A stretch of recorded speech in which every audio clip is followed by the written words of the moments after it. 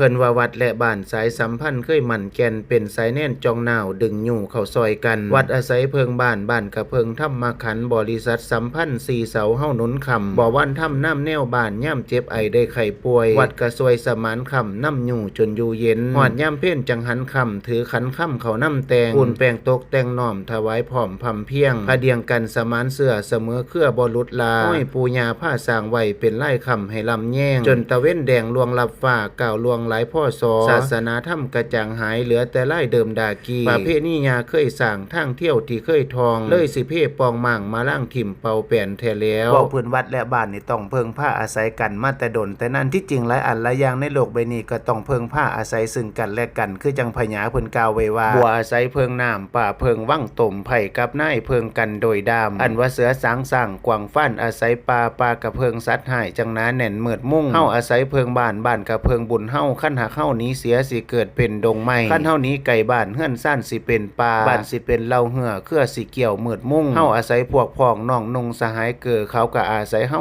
จึงได้เป็นเมืองบ้านคนหากอาศัยด้วยดอมคนเป็นหมู่บ่มีไผอยู่อย่างโทนโทแต่ผู้เดียวได้แล้วสรุปได้ว่าบ่ว่าคนหรือสัตว์วัดหรือบ้านก็ต้องเพิงผ้าอาศัยกันจนเพิ่นรจนาเป็นก่อนว่าวัดจะดีมีหลักฐานเพราะบ้านช่วยบ้านจะสวยเพราะมีวัดดัดนิสัยวัดและบ้านผลัดกันช่วยก็อวยชัยถ้าขัดกันก็บรรลัยทั้งสองทางขนาดราชสีห์กับหนูก็ยังได้เพิงผ้าอาศัยกันนี่แหละครับ